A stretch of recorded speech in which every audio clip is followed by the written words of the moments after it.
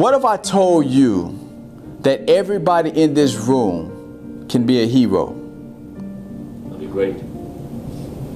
And this is how, and this is the reason I'm bringing this up.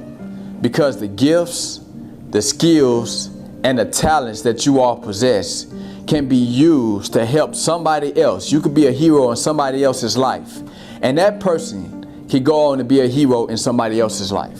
What has allowed me to have this belief is the fact that I work in the healthcare field. I know that you say you want to work in the healthcare field.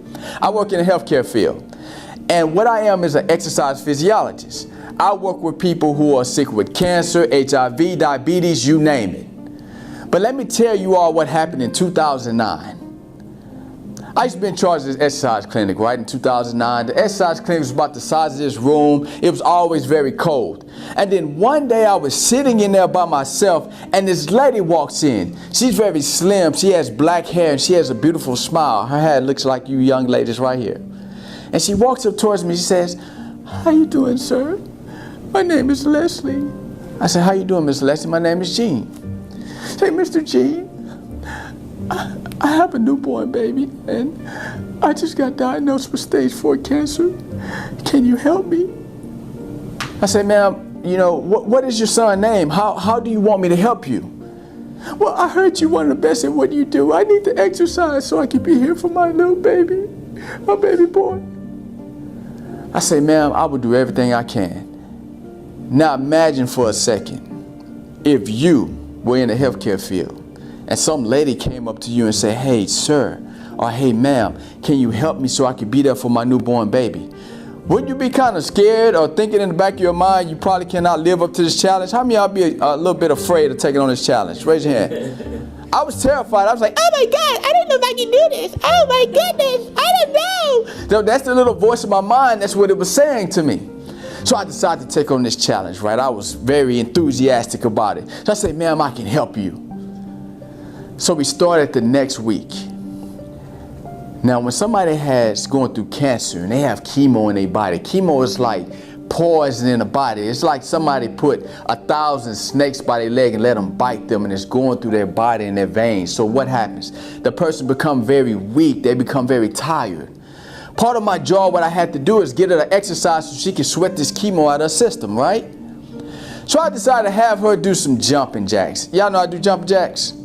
Okay, I'm standing on the right side. She's standing on the left. So we get in this exercise clinic, right? I'm saying, "Okay, Leslie, we're gonna do jumping jacks." So I started doing my jumping jacks, right? I was doing my jumping jacks. I was like, "Come on, Leslie, do it with me." She was like, "I can't, Gene, I'm too tired. I can't do it." I was like, "Come on, Leslie, come on, what's your son's name? What's your son's name?" She says, "My son's name is Victor." I was like, "Wow, Victor, that's my middle name." I was like, "What does Victor mean? Why did you call your son Victor?" "I called him Victor, Gene, because it means victorious conqueror." Say, "Leslie, why don't you become the victorious conqueror for your son?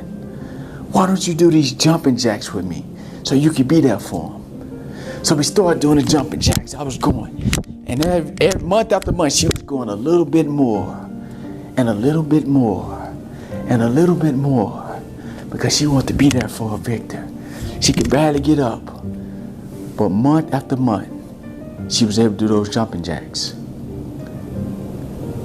And then one day, she walked into the exercise clinic. I was sitting in there by myself. She said, "Gene, I have some news for you. Today is my last day in the exercise clinic. I'm moving to Puerto Rico because I can go probably get some better health care there." And I was devastated because I've worked with this lady month after month. And now I'm thinking to myself, is she dying? Because when you have cancer patients, you don't know if the day you see them may be the last day you ever see them. A month went by. 6 months went by.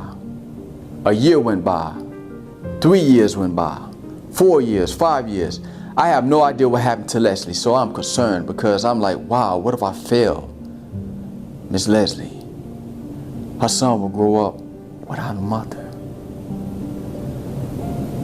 I was sitting in my room one day and I was on Facebook. I know everybody in here know how to use Facebook. I can see it on y'all faces. I was on Facebook and I get this email in my inbox and it says, Leslie. She sends me a message. She says, Gene, I just wanted to let you know I'm doing very well in Puerto Rico. And also, I want to let you know that I wrote a book. I wrote a book so I can inspire other cancer patients. And I also want you to know something, Gene. I wrote about you in my book.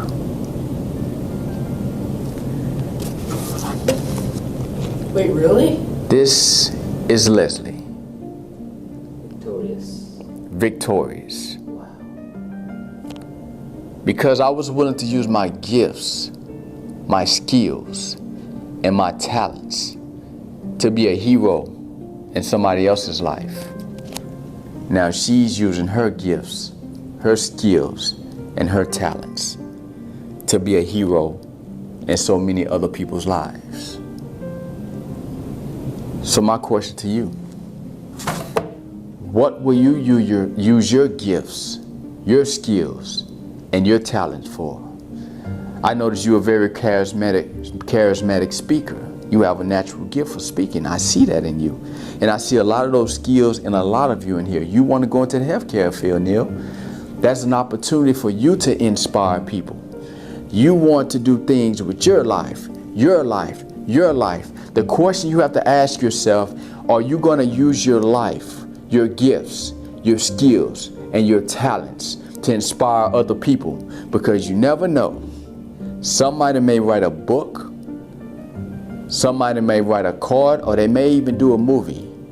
And because you was willing to be a hero in their life, they'll be inspired to be a hero in other people's lives.